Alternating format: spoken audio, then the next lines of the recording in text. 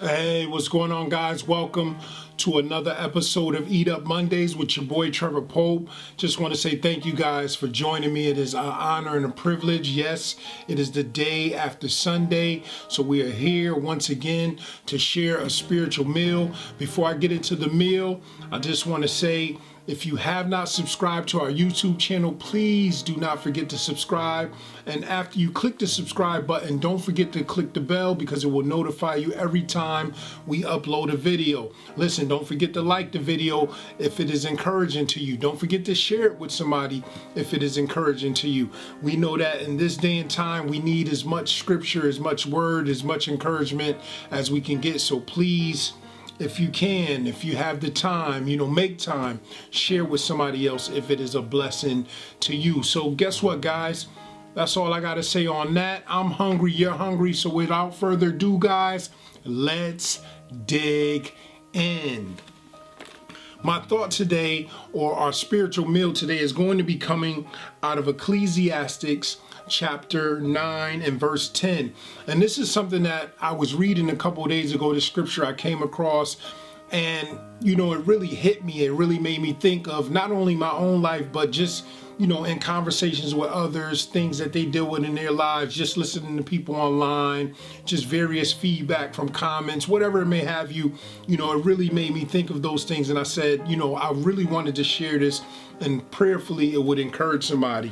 Ecclesiastes 9 and 10 says, whatsoever thy hand findeth to do, whatever it is that your hand findeth to do, whatever it is that you believe that this is meant for you to do, this is what I'm called to do, this is what I was born to do, whatever it is you're doing, it says whatever your hand findeth to do, do it with thy might. So do it with all your might, your strength, your power, everything. It says, for there is no work, nor device, nor knowledge, nor wisdom in the grave, whither thou goest. So there's a couple of things that this scripture speaks to us when we read it. And the first thing it says is, whatever it is that you're going to do, whatever it is you feel that God has called you to do, or you were born to do, whatever goal it is that you have, that when you dive into that goal, you should do it with all your might, with all your strength. And that's super powerful. It's super true, because many of us that's been living long enough that have taken on any types of endeavors, any types of projects, we know that it's a fact that if you don't dive into it and do it with all your might, if you don't give it your all, it is easy to just kind of let it go. It is easy to just let it fall by the wayside. And that's why the scripture starts off by saying, listen, whatever you do, give your all to it. And I wanted to encourage you guys, listen, whatever it is that you feel God has called you to do, whatever it is you feel that you were born to do, whatever you feel is your purpose. You could be saved, not saved. The scripture says, listen, whatever it is that you are doing, you need to do it with all your might. Do not allow things to come in, because when you don't do it with all your might, when you don't do it with all your focus, with all your strength, what happens is it's easy to allow little things to come in the midst of that. It's easy to be distracted, different distractions to pop up. It could be something that's serious. It could be something that's minor. It could be TV. It could be an emergency. Whatever the case may be, always remember that whatever you feel you were born to do and it's your purpose to do, it's always going to be opposition. So that's why you have to be very intentional about it. You have to give it all your blood, sweat, and tears. You got to put everything into it to the point of where you don't allow anything to come and take you off course from that. And I know many of you just listening to me right now are saying, listen, I know that to be true. I know just me talking about this, some of you guys are reflecting on some things that you've laid to the wayside, some things that you put down that you should have been doing consistently. And that's another thing. When we don't do it consistently, a lot of times when we go back to it, we're basically like starting over. Sometimes there's some grace there. Maybe we're able to leave where we left off. We didn't lose too much traction where we were, but a lot of times when we go back to those things, we find ourselves having to start over, and that could be very frustrating. And sometimes what happens when we go back and we have to start over and have to go through that same process of laying that foundation and rebuilding and all of these different things, that can even discourage you even more, and that can cause you to just totally forget about it. Like, you know what, I'm not doing this at all. So that's why it's super important that when we start something, we put our all into it. We go hard, we go strong, and then that way we guarantee ourselves the opportunity to not only get it done, but to finish it. And the last thing that the scripture says that I think is even more important, after it tells us that we should be doing it with all our might, it says, for there is no work, nor device, nor knowledge, nor wisdom in the grave whither thou goest. So what is the second part of that scripture saying? Listen, we all are going to die.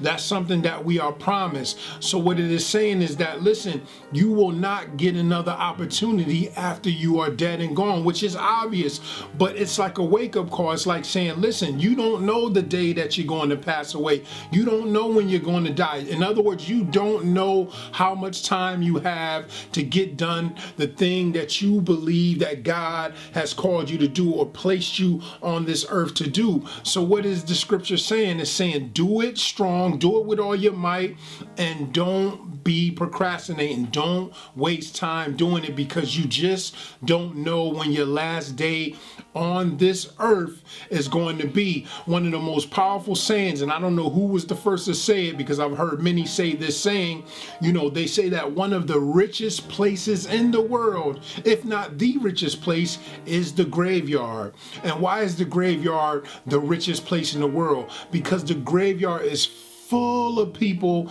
that died, not fulfilling their purpose. They died with books in them. They died with ministries in them. They died with businesses in them. And how many of us know there's plenty of people, including ourselves, that we can think about, things that were talked about by them or talked about by us that we did not start.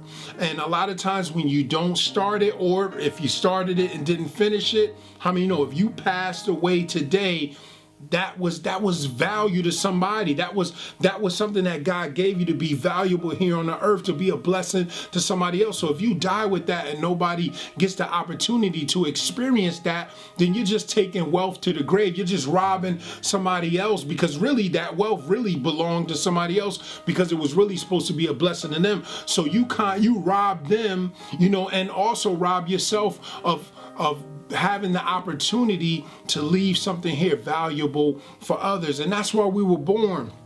We wasn't born to just do everything here for ourselves. Even when we get money, think about what the scripture says.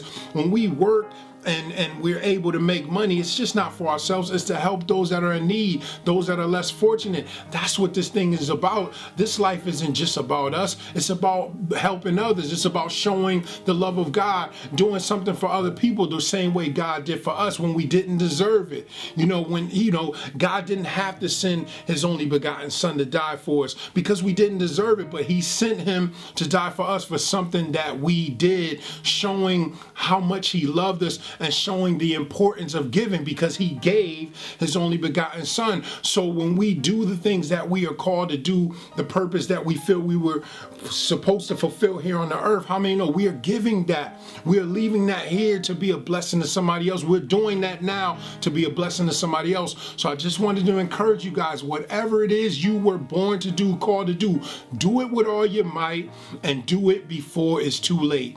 Know that I love you guys, and until the next time we share a beautiful spiritual meal together, shalom.